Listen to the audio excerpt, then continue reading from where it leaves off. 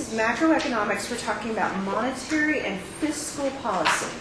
So when you see this term monetary, you can see down here at the bottom of your slide, it's got that word money in there. So think Ben Bernanke, those 12 regional Federal Reserve banks, the federal funds rate, discount rate, lending between banks from the Federal Reserve, all of that goes with monetary policy and Ben Bernanke. Fiscal policy, we're going to talk about later in this chapter, deals with the President and Congress. So the Federal Reserve is a completely different, and it's a government agency, but it's separate from President and Congress. And Ben Bernanke is our current chair. Person on our right. The whole reason why we're learning about monetary and fiscal policy is to impact aggregate demand. And you all know from your homework, what we've talked about in class already, when aggregate demand shifts to the right and shifts to the left, it impacts GDP. If we want higher economic growth, we can try to shift aggregate demand up to the right. If we want to slow things down, we can do the opposite. Okay, the most important thing that we're going to be talking about in this chapter in terms of the aggregate demand curve is the interest rate effect. We mentioned last time how we expect people to behave when interest rates are high and interest rates are low. When interest rates are low, we expect people to be more or less willing to go out and buy new things, get financing from the bank. And we expect people to go ahead and be more willing to take out loans if that interest rate is lower. So this goes along with what we've mentioned already. Okay, you already know what goes into M1 and M2. Those are the most narrow measures of the money supply. If you were to add up, if we're talking about M1, all our currency, and traveler's checks outstanding, and checkable deposits at any given time, you can come up with a fixed quantity, right? You can add that up and have one quantity. So assume that the money supply is fixed.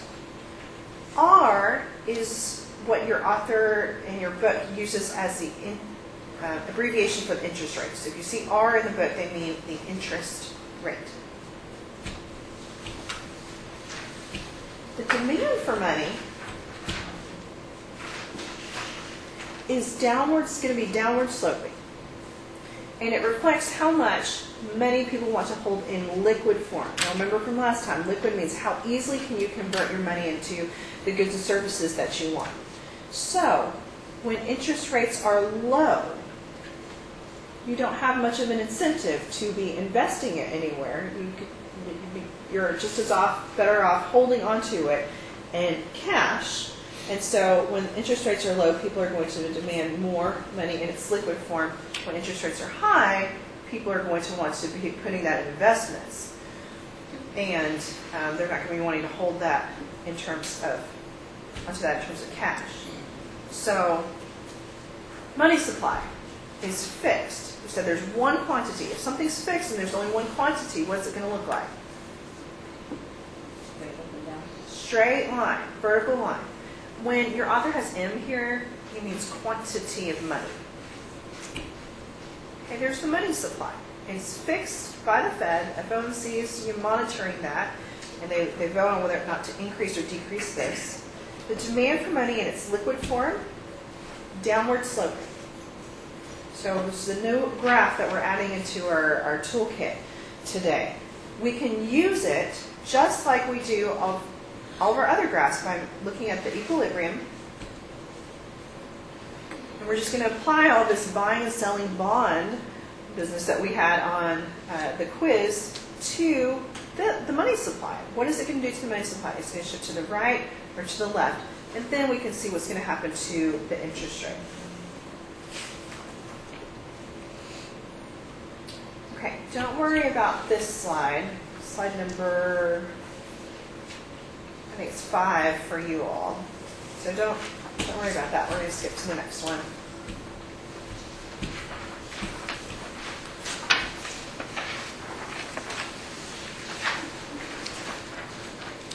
To achieve macroeconomic goals, so if the economy is not doing as well as we want it to, or if we want to slow it down, the Fed has these tools, monetary policy, to shift aggregate demand, either to the right or to the left, by using the interest rate. How do they impact the interest rate? They buy and sell bonds to move around the money supply. I know there's so many different steps here, but it'll make sense as soon as I give you all this handout. Okay. The Fed, buying bonds, what does that do to the money supply? Increases it. What does that do to the interest rates? Decreases it. Now, we've been saying interest rates as this general term, but really, what does the Fed care about when they're buying and selling bonds and talking about this at their FOMC meetings? This interest rate, the federal funds rate. Okay, now, this is the interest rate that who charges who? Banks charge each other. Why do they focus on this one? Because it's going to impact all the other interest rates in our economy in the same way. We said if it's more expensive for banks to borrow from one another, what's going to happen to the interest rates they charge us? Okay, also higher.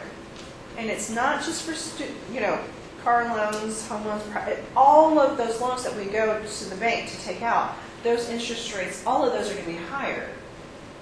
And they're directly related to this one. So technically, it's the federal funds rate that the Fed is targeting. So when they say the Fed has lowered interest rates in the news, you all know that at the FOMC meeting, they have voted to increase the money supply, and they do that by buying bonds.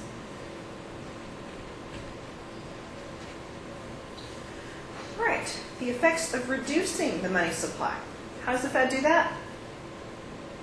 Buying or selling. It would sell bonds. That decreases the money supply. So if I were to sell you something, maybe Scantron before a test, that decreases your money supply. And which way would it shift? To the left. And what's going to happen to interest rates?